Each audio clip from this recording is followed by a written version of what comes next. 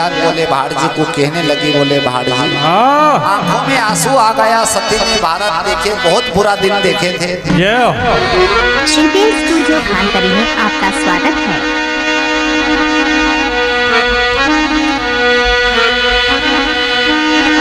लिखी परिवाणा दे दूरे भाटे चिरण नगर में जाओ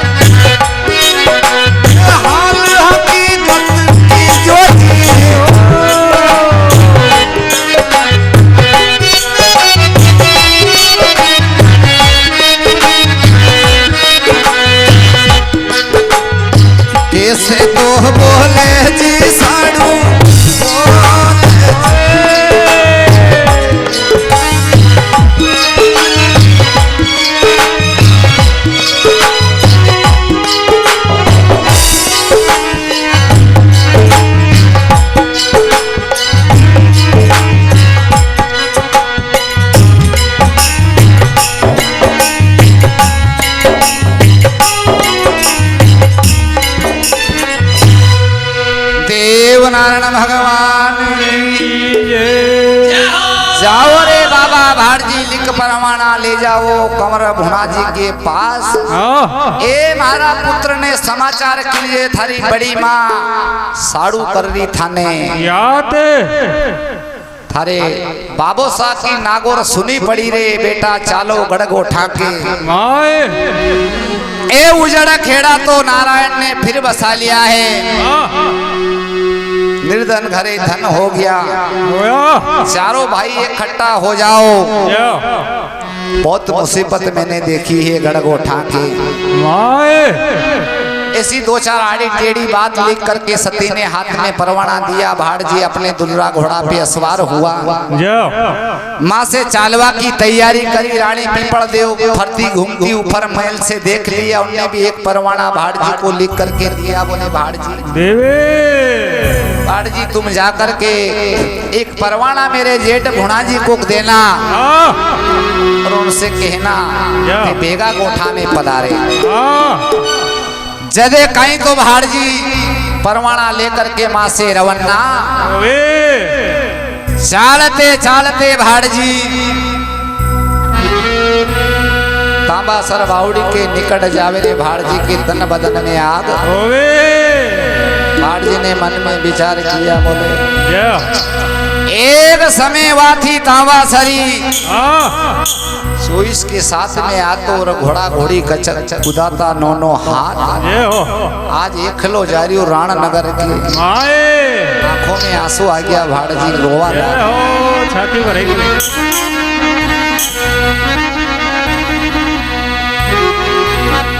अरे हो जाए गोजारी की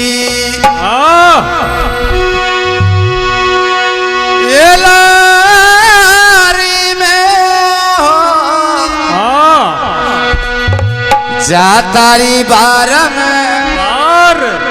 ये बारे बावड़िया सुन ले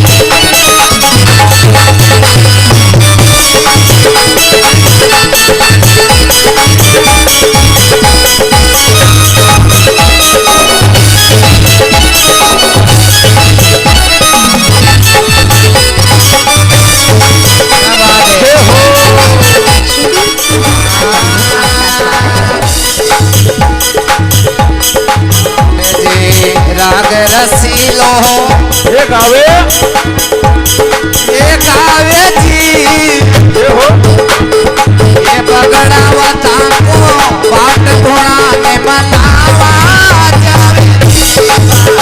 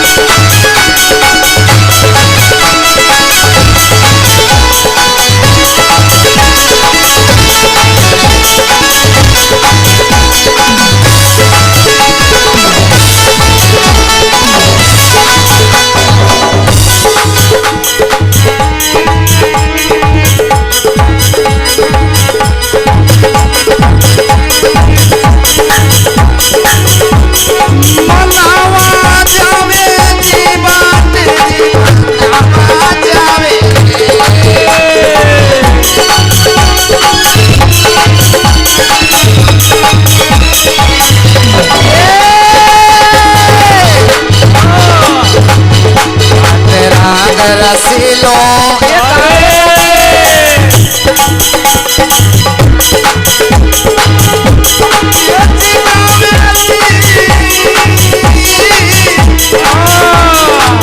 बगड़ावता को भाट दे मनावा जावे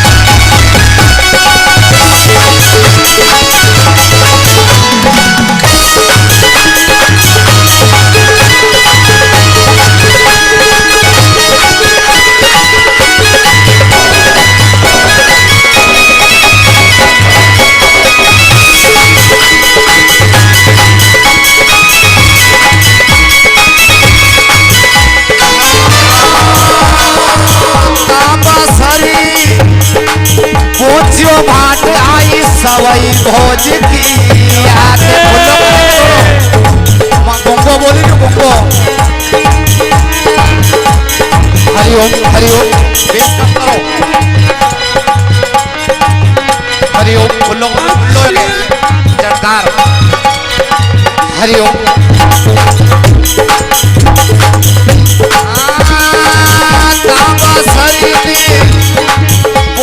भाट जी आई भोज की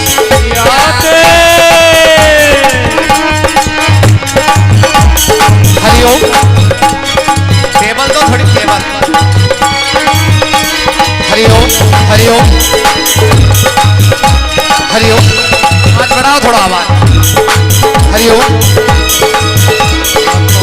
रोहर उदल मचावे जी ये याद भाई रो आठ बुढ़ा ने मनावा जावे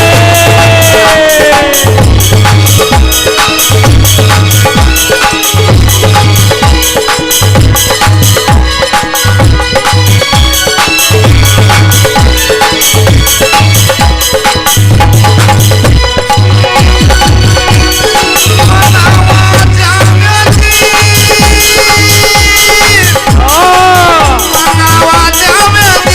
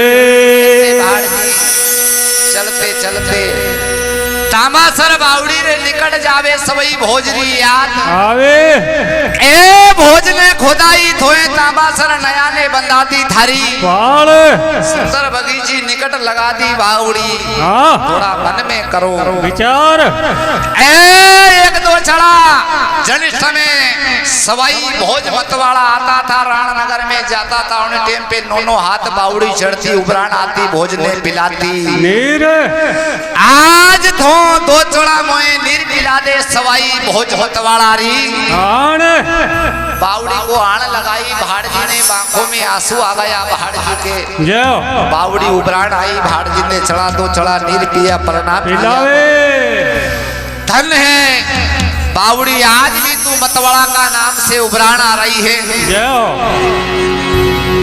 भाड़ जी निर्भीर के माँ से आगे प्रस्थान किया इधर से भाड़ जी की माता ने समझा दिया था बोले भाड़ जी पातू कोलाड़न के द्वार पे जाना लड्डू कुमार न मले तो उससे बात मत करना हाँ मिठी है वो को विश्वास मत कर ये बहुत दगाबोझ है जाओ तो को करेगा राण में हाँ लेकिन अशो वे साहब जी की डर रहनी हाँ वो पेला मले है बहेगा बहुत जल्दी बनता है हाँ, ले सो ऐसे भाड़ जी जा रही है उधर से लाडूली कुमारन आ रही हाथ में गदड़ो एक कांख में टोपलो छाना बिनती बिनती आइए ऐसे भाड़ जी में से कुमारन आवी भाड़ जी का ऊपर नजर अबे दौड़कर भाड़ जी के पास में आवे ऊपर नीचे से निरकवा लागे भाड़ जी से हाँ कहीं जवाब दे रही भाड़ जी को और कहीं भाड़ जी सुने है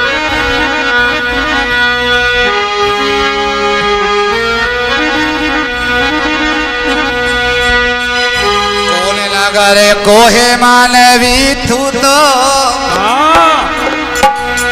ये थारा कपड़ा गना सफेद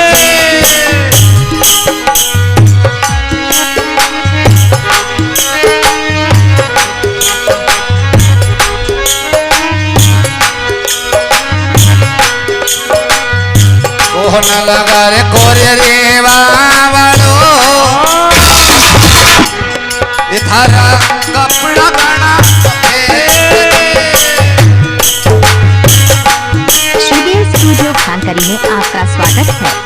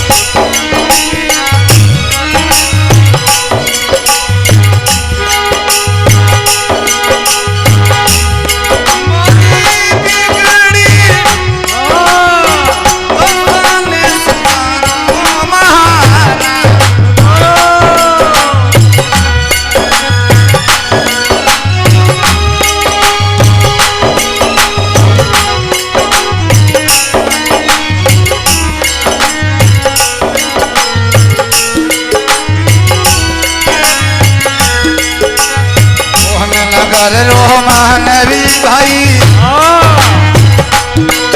ये कोहन नगर में जाओ जी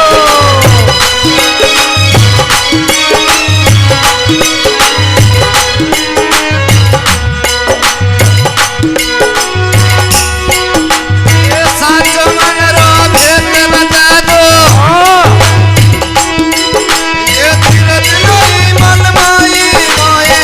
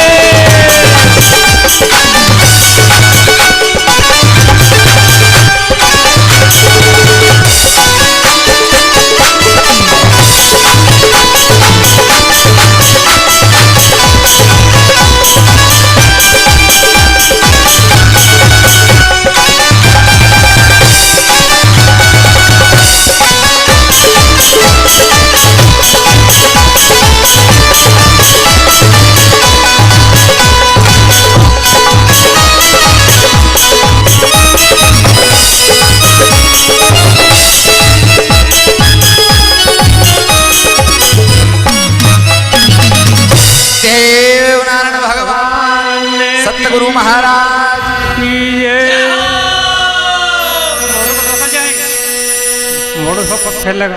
ऐसे लड़ू कुमारण ने कहा, बोले कौन नगर का मानवी आज कठा थे आया, साचो भेद बता रे मानवी मारे धीरज ने मन के माए, ऐसो दिखे अंदाज माने हे तू छचू बाट।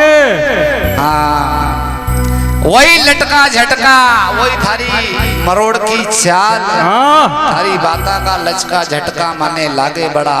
हाँ जानेंगी। हाँ ऐसो अंदाज दिखे भाड़जी तू नारद को उतार। जदे भाड़जी ने कही, बोले धन्य हो थारी जन्म देने वाली मां को। 20 बरस की अवस्था में तू पहचान गई, नहीं तो हमारी 80-90 बरस की उम्र में देखियो तो थने बगड़ावत हो समाप्त हो या 12 बरस बीत गया। 12 बरस बाद आज मिले तू जान की कलाड़ी कुमारण। हाँ तो ये बिहरी बेरन। बिहरे खाती साहब धनी तो थो बगड़ावत रान की गली गली भरी कमी तो थी नहीं, दिन में दूनी रात में सोगनी। बोले धन्य हो कुमारण, बोले थारी बात सत्य है। मैं याद भाई को बाबा भाड़जी आयो राणनगर के बाजार, एक कंवर साहब भुणा जी ने लेवा वास्ते आयो, लिख पराणो लायो हमारे सार। कंवर साहब को लेने के लिए आयो हूँ कुमार। इतनी बात सुनता तो कलाड़ी के कान का टोपला बगले फेंके, आदमी की गदलो भी छोड़ दे। बड़ा गदला है, कान लगे फिर दौड़ के भाड़जी के गले लिपट जावे। बोले भाड़जी को कहीं जवाब दे रही कुमारा और छचू भाड़जी।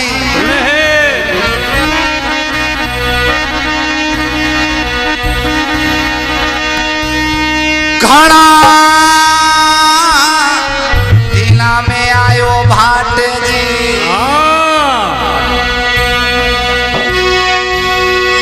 ये प्यारी राणनगर के पाए,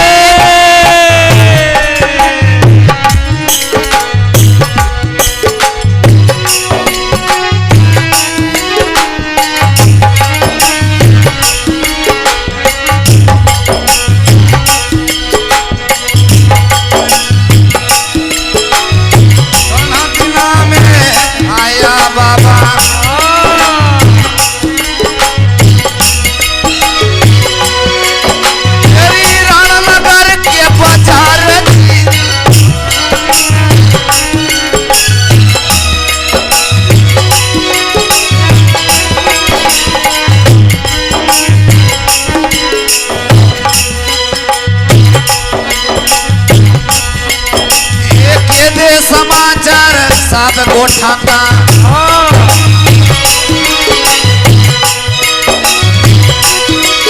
ये हाल हकीकत की जो थी,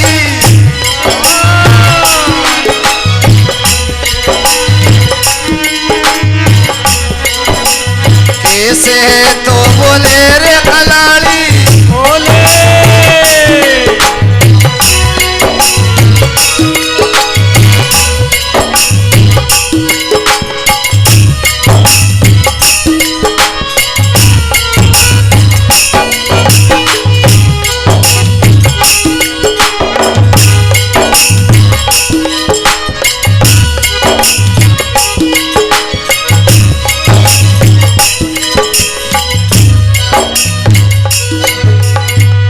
महारावत का लाल घना धना में आयो रे मेरी घेरी करूं मनोहर। आज राणनगर में भलो पधारियो भाड़जी 12 बरस के। माए चाल महला के माए भाड़जी, बहुत दिन के बाद में आया हो, सुनाओ गोट नगर का कई समाचार है। सब समाचार भला गोट का भगवान नारायण ने उजड़ खेड़ा को बसाया, सूखा पीपल पांगर गया, गड़गोठा में हो गया जाका बड़ जैसा विस्तार। ए देव की कचेरी में धर्म सभा लग रही हो रिया सत धर्म का, पर लिख परवाणों लेकर के आयो हुए जी को लेवा कारने राणनगर के बाजार। कुमार महल में ले जावे भाड़जी को और भाड़जी को अच्छे आसन पे बिठा दे, भोजन प्रसादी में लाग जावे। कलाड़ी को कुमारन को बालक खेलतो आवे, भाट जी विचार करे बालक और भगवान एक ही रेवे हेर के मोरा का पचोड़ा बालक ने एक दो बालक को दे देवे बालक को शोक लाग जावे कुमारन को जाकर के देवे कुमारन के बेटा और जा भाट जी और देगा मोरा का पचोड़ा लालच फिर भाट जी के पास में जावे बालक तो भाट जी को तन बदन में आग हो जावे रीस आ जावे ललकार देवे या बात सुन करके तो बालक रोवा ला करके कहीं कुमारन को तन बदन में आग बड़ा भड़ कमाड़ देवे बिजर साल का ताड़ा ठोके और ऊंची डागड़े चढ़ जावे कुमारन कहीं राण में आवाज लगावे